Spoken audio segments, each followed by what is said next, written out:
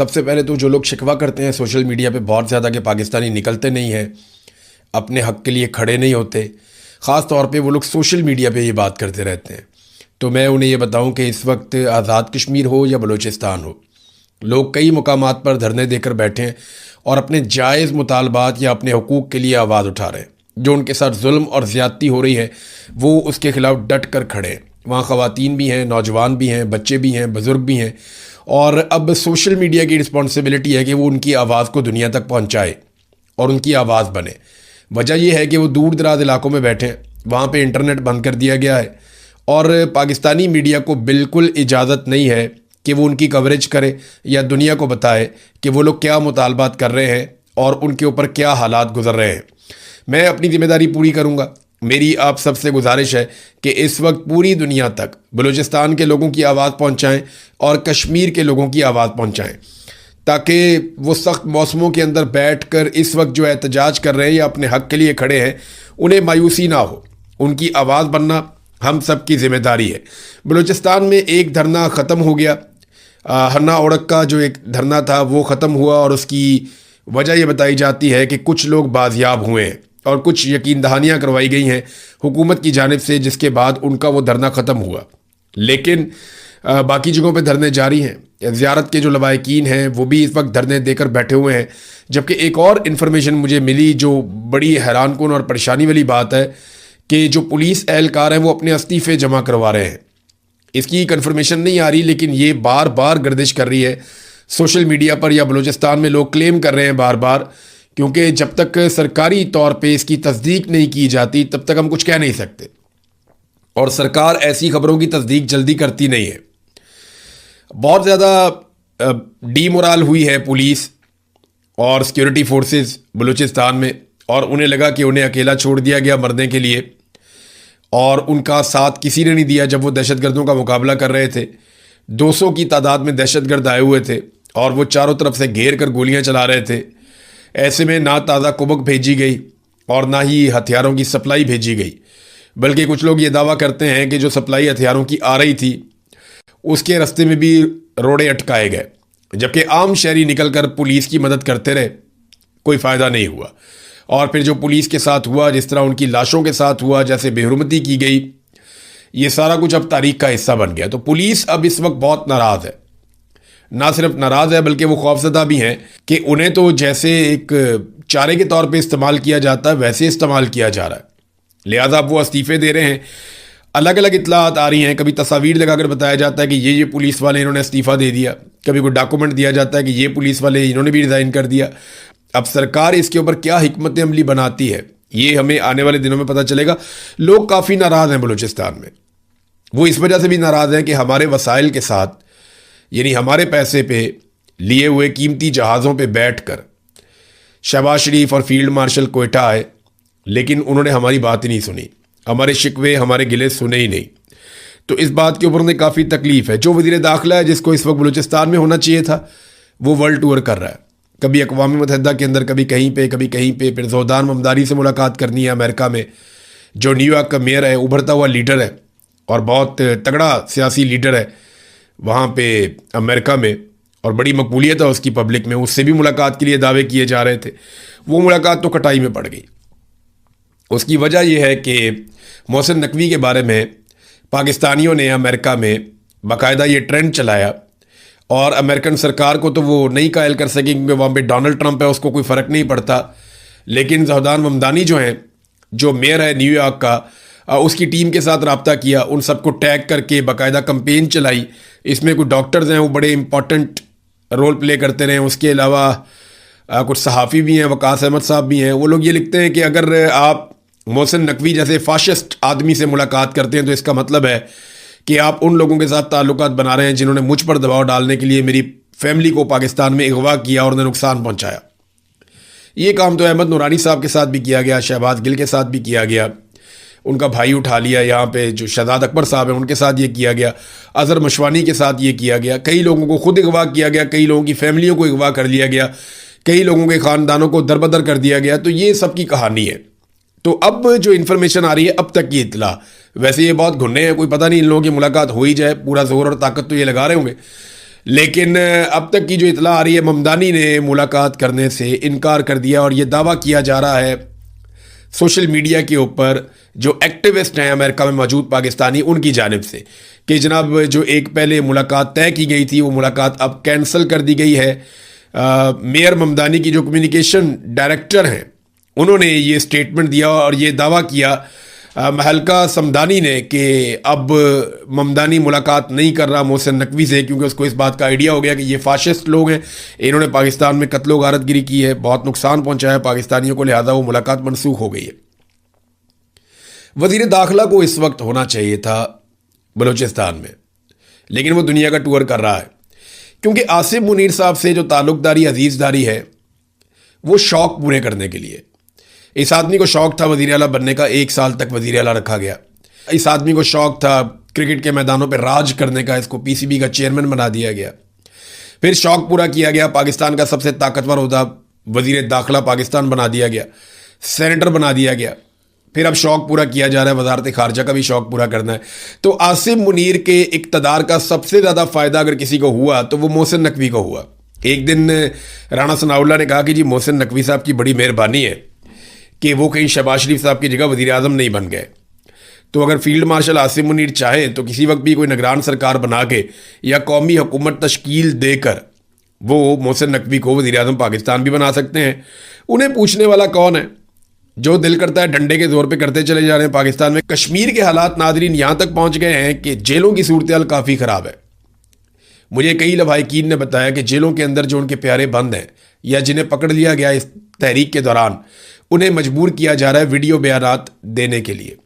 ख़ास तौर पे मैंने आपको पहले बताया था कि अहमद फरहाद साहब पे बहुत दबाव है और उन्हें कहा जाता है कि आप एक वीडियो बनाएं और वीडियो बनाने के बाद आप अपने घर जाएं, लेकिन वो वीडियो बनाने से इनकारी हैं, वीडियो बना नहीं रहे। अच्छा, मेरे ख्याल में अगर वो वीडियो बना भी देंगे ना तो उनको इतनी जल्दी नहीं छोड़ेंगे जब तक कि ये मामला पूरा रिजॉल्व नहीं कर देंगे। अब उन्हें बहुत सारी वीडियोज़ चाहिए। करेंगे वो ये कि जिस वक्त ऑपरेशन करेंगे इन वीडियोज़ को साथ चलाएंगे, अवाम के कुछ इंटरव्यूज़ साथ चलाएंगे सेलेक्टिव किस्म के, कुछ सियासतदान अपने लोगों को इकट्ठा करेंगे, उनके इंटरव्यूज़ करवाएंगे, तो ये साबित करने की कोशिश करेंगे जी कि आज़ाद कश्मीर तो किसी और तरफ खड़ा है और वो जो लोग गिरफ्तार हुए थे उन्हें अपनी गलती का एहसास भी हो गया और बहुत सारे लोग कौमी धारे में वापस आ गए, तो ये चंद शर पसंद है, इन्हें हम नहीं छोड़ेंगे। तो इस किस्म का एक तासुर बनाया जाएगा।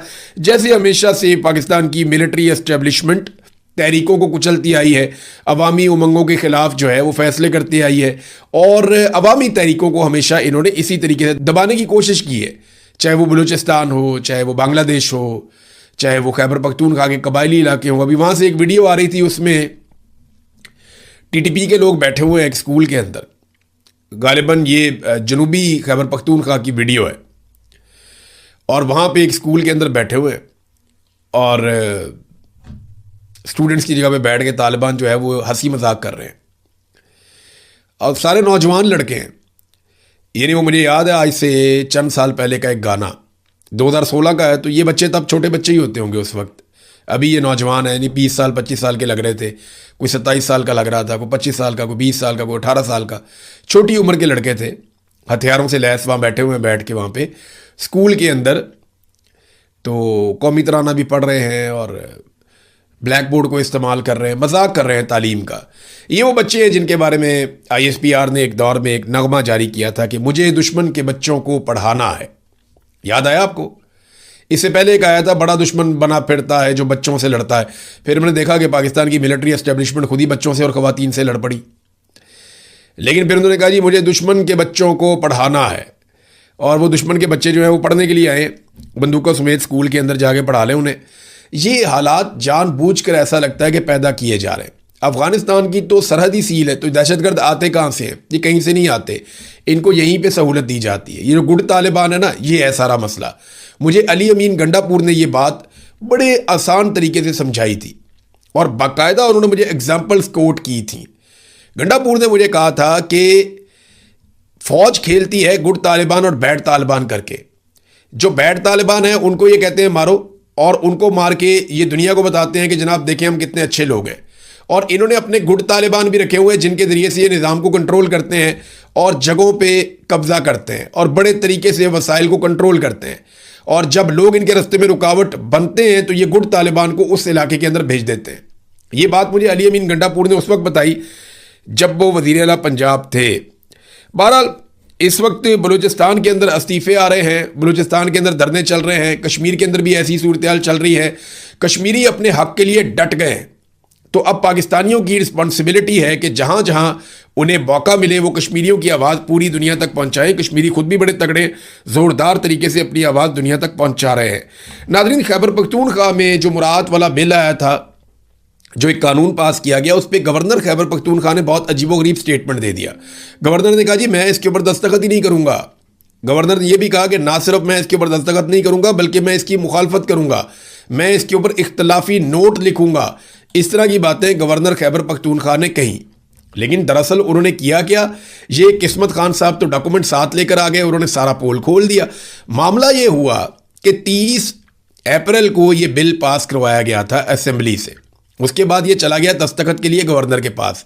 तो गवर्नर को उस वक्त लिखना चाहिए था इख्तलाफी नोट, लेकिन ठीक 6 दिन के बाद गवर्नर ने इस बिल के ऊपर दस्तखत कर दिए 6 मई को। यानी उनके पास 10 दिन का टाइम था कि 10 दिन के अंदर अंदर वो इख्तलाफी नोट लिखकर नज़रसानी के लिए इस कानून को वापस भिजवा सकते थे। लेकिन गवर्नर ने 6 मई को इसके ऊपर दस्तखत कर दिए और इसे फौरी तौर पे कानून बना दिया और उसके बाद चुप करके बैठ गए खामोशी से। लेकिन अब जब ये मामला उठा और मामला उठाया किसने, पाकिस्तान तहरीक इंसाफ ने उठाया। पाकिस्तान तहरीक इंसाफ के वर्कर ने जब रोला डाला कि ये क्या चोर बाजारी आपने की है, आप इतने बड़े बड़े मफादात ले रहे हैं, इमरान खान जेल के अंदर बैठा हुआ है, अवाम पिस गई है महंगाई की और गुर्बत की चक्की में, और आप इतने बड़े बड़े फायदे ले रहे हैं। जब पाकिस्तान तहरीक इंसाफ का कारकुन खड़ा हुआ इस जुल्म के खिलाफ, तो अब गवर्नर साहब भी इसमें फ़ायदा उठाने आ गए और एक लेटर भी जारी कर दिया है जिसके ऊपर तारीख नहीं लिखी हुई कि जनाब मैं तो इख्तलाफी नोट लिख चुका, मैं तो इसके बहुत खिलाफ हूँ। लेकिन 6 तारीख को जिसने दस्तखत किए वो कौन था गवर्नर साहब? ये सवाल किस्मत खान साहब ने उठाया और बहुत ठीक उठाया। ये सारे इकट्ठे हैं, इक़्तिदार के हमाम में ये सारे नंगे हैं। ये गवर्नर खैबर पख्तूनख्वा आप लोगों को ये साबित करने की कोशिश करें जी मैं तो बहुत अच्छा आदमी हूँ, मैं तो इस तरह के मफादात के खिलाफ था। लेकिन PMLN भी साथ थी, पीपल्स पार्टी भी साथ थी, फजलुर रहमान भी साथ था, और सबने मिलकर ये अलाउंसेस, ये मुराद, ये सहूलियात और ये अय्याशियाँ हासिल करने की कोशिश की। और गवर्नर ने इसके ऊपर 6 दिन के अंदर दस्तखत किए। उस वक्त इख्तलाफ नहीं किया। अब जब रोला पड़ गया तो आप कह दीजिए अगर मेरे पास आया तो मैं दस्तखत नहीं करूंगा। जनाब आप 6 मई को दस्तखत कर चुके हैं इस डॉक्यूमेंट और इस खबर के मुताबिक। नाज़रीन, यहाँ बरतानिया में शहबाज शरीफ साहब ने आमों के तोहफे भेजे हैं और ये आमों के तोहफे नून लीग के कारकुनों के लिए भेजे हैं। कभी आपने सुना कि कारकुनों को लीडर तोहफे दे रहे हो? ऐसा नहीं होता ना, ये सिर्फ इलेक्शन के दिनों में होता है। पाकिस्तान के अंदर जब इलेक्शन आएंगे तो कारकुनों को जाके ठोडियों को हाथ लगाएंगे, उनके आगे हाथ जोड़ेंगे, उनके दरवाज़ों पे खड़े हो जाएंगे वोट मांगने के लिए। लेकिन अभी तो वोट का सीज़न नहीं है। मैं अब किसी वजह बताता हूँ आपको। मैं पाकिस्तान से बाहर इनकी टके की औकात नहीं है शरीफ खानदान की। कोई इन्हें मुंह नहीं लगाता, कोई इनसे बात करना नहीं चाहता। लोग इनके मुंह के ऊपर आकर इनकी बेइज्जती करते हैं। तो यहाँ ना बहुत थोड़े से कारकुन बचे हैं PMLN के पास, और वो इनका बहुत बड़ा एसेट है। वो एक एक कारकुन को हीरे की तरह ट्रीट करते हैं और उन्हें पाकिस्तान से वजीर आजम पाकिस्तान अपने खर्चे के ऊपर नहीं, पाकिस्तान के खर्चे के ऊपर आमों के तोहफे भिजवा रहा है कि जनाब ये आम खाइए, और जब कभी नवाज शरीफ किसी मुश्किल में आए तो उसके सामने आकर खड़े हो जाइएगा। जब कभी अवाम निकले और निकल कर नवाज शरीफ को बुरा भला कहे तो आपने उसके सामने ढाल बन जाना है। तो क्योंकि इनको कारकुन मिलते ही नहीं, बहुत थोड़े से हैं बेचारे, बिल्कुल आटे में नमक के बराबर, तो उनको खुश रखना इनके लिए बहुत बड़ा मसला है। और मैं वो वीडियोस देख रहा था कि बड़े फख्र के साथ कारकुन दिखा रहे हैं जनाब मियाँ साहब ने हमें ये आमों की छोटी छोटी पेटियाँ भेज दी हैं, और कभी बिरयानी के ऊपर, कभी आमों की पेटियों के ऊपर, कभी किसी छोटे मोटे फ़ायदे के ऊपर। ये ऐसे ही बेचारे छोटी छोटी चीज़ों के ऊपर खुश हो जाते हैं। तो चले अल्लाह ताला इन्हें खुश रखे। वैसे इन्हीं कामों पे लीडर्स ने अवाम को बड़े लंबे अरसे से लगाया हुआ है। नाज़रीन, मरियम नवाज़ का एक ही फ्लैगशिप प्रोग्राम था जो उनका सबसे बड़ा प्रोग्राम कहा जाता है, और नवाज शरीफ और मरियम नवाज़ ने इस दौर में अगर कोई वाहिद काम किया तो वो सुथरा पंजाब का काम था कि जनाब ये इन्होंने किया है। उसकी हालत अब मैं अगर आपके सामने रखूं तो आप हैरान हो जाएंगे। सुथरा पंजाब के जितने भी ठेकेदार हैं, ये प्रोजेक्ट इस तरह से काम करता है कि ठेकेदारों को इन्होंने आगे से ठेके दिए हुए कि आपने फलां फलां फलां फलां एरिया आपकी जिम्मेदारी है, सरकार आपको पैसा देगी, आप उन इलाकों की सफाइयां करेंगे। सरकार आवाम से पैसा इकट्ठा करेगी, सरकार अपने अकाउंट में रखेगी, ठेकेदार अपने अपने इलाकों की सफाइयों की जिम्मेदार होंगे। जब वो ठेकेदार सफाइयां कर देंगे, साथ साथ जो अवामी पैसा सरकार के पास पड़ा है वो उसमें से अपना हिस्सा निकाल के बाकी ठेकेदारों को देती रहेगी। ये है फॉर्मूला सुथरा पंजाब का। कोई अपने घर से नहीं लेकर आए, लेकिन इन्होंने एक ही कंपनी बनाई थी, या एक ही जो इनका फ्लैगशिप प्रोग्राम था वो ये सुथरा पंजाब था। उसकी हालत ये है कि जनाब चंद दिनों में ये दूसरी अपील आ गई है ठेकेदारों की जानिब से, और पूरा एक इश्तिहार जारी कर दिया गया। अपील में लिखते हैं, अपील सानी मोहतरम मरियम नवाज साहिबा वज़ीर आला पंजाब, सुथरा पंजाब प्रोजेक्ट के तहत कॉन्ट्रैक्टर्स के वाजबात और मसाइल के फौरी हल के लिए हम दूसरी अपील कर रहे हैं, और हम आपकी खिदमत में एक बार फिर इंतहाई अदब और एहतराम के साथ दरख्वास्त करते हैं कि जैसा कि हमने पहले भी आपकी खिदमत में अपील की थी, अफसोस कि अभी तक उस पर तवज्जो नहीं दी गई। हम शदीद माली मुश्किलात का शिकार हैं। गुज़िश्ता 6 से 8 माह के वाजबात की अदायगी नहीं की गई। यानी अवाम से पैसा ले रहे हैं, अवाम का खून निचोड़ रहे हैं, लेकिन पैसा अपनी जेबों में डाल रहे हैं, उनसे तैयारे खरीद रहे हैं, उनसे बुलेट प्रूफ गाड़ियाँ खरीद रहे हैं, उनसे अपने लिए अय्याशी कर रहे हैं, बैरून मुल्क दौरे। लेकिन जिस अवाम से पैसा ले रहे हैं उनके लिए जो सुथरा पंजाब का एक मनसूबा बनाया गया है, वहाँ पे वो पैसा ट्रांसफ़र नहीं कर रहे। 6 से 8 महीने हो गए हैं, ठेकेदार कह रहे हैं कि हमारे वाजबात की अदायगी नहीं की गई, और अगर ये अदायगी मज़ीद नहीं की जाती तो फिर हम काम नहीं कर सकेंगे। वो कहते हैं जी हमारे पास गाड़ियों में पेट्रोल नहीं है, ईंधन नहीं, हम काम नहीं कर सकते, और ऑपरेशन हमारे बहाल नहीं हो पा रहे। फील्ड स्टाफ जो लोग काम करते हैं बेचारे, उनको हम तनख्वाहें नहीं दे पा रहे। अब वो तनख्वाह 40,000 मुकर्रर की है, किसी को 15,000 देते हैं, किसी को 20,000 देते हैं, किसी को 18,000 देते हैं। वो एक वर्कर ने थोड़े दिन पहले शिकायत लगाई और फिर खुदकुशी भी कर ली और वो दुनिया से चला गया। तो वर्करों को तनख्वाहें भी नहीं मिल रही, और उन्होंने कहा जी कि अब हम इमरजेंसी सर्विस फराहम नहीं कर सकेंगे, या सफाई की सर्विस हम फराहम नहीं कर सकेंगे अगर 15 जुलाई तक हमारे वाजबात, यानी अगले 5 दिन के अंदर अगर वाजबात ना दिए तो सफाई सुथराई हो जाएगी बंद। इसके बाद उन्होंने कहा जी हमें अपने अमले की तनख्वाहों की अदायगी के लिए सख्त माली दबाव का सामना है। वो कहते हैं बड़ी मेहरबानी होगी कि आप हमें पैसे दे दें। और ये इन्होंने आगे लिखा कि जनाब जो कंट्रैक्टर्स हैं, बड़ी मेहरबानी, आगे तरला मिन्नत ही है सारा। तो एक ही इनका प्रोजेक्ट था जिसके ऊपर ये बड़ा फ़ख्र करते थे, उस प्रोजेक्ट की हालत भी मैंने आपके सामने रख दी।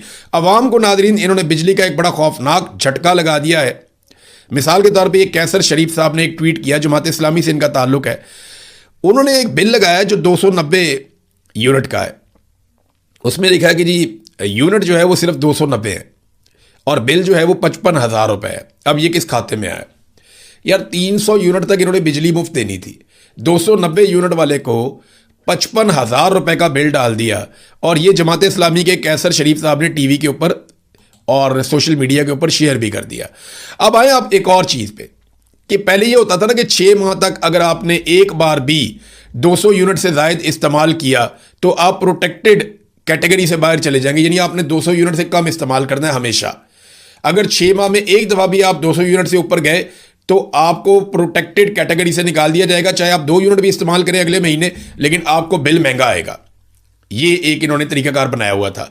अब वो जो कैटेगरी है 6 माह वाली, वो भी खत्म कर दी गई, क्योंकि बहुत सारे लोगों ने इस बात को यकीनी बनाया कि वो हर सूरत 200 यूनिट से नीचे ही रहेंगे, और वो इस कैटेगरी में आ गए और वो इसका फायदा उठा रहे थे। लेकिन अब सरकार ने ये वाली कैटेगरी भी खत्म कर दी है और बिजली की कीमत तो वो लगातार बढ़ा रहे हैं, बढ़ाते चले जा रहे हैं। तो आवाम को बिजली का एक के बाद एक झटका लगाया जा रहा है और लगातार लगाया जा रहा है। अब तक के लिए इतनी, अपना ख्याल रखिएगा, अपने इस चैनल का भी।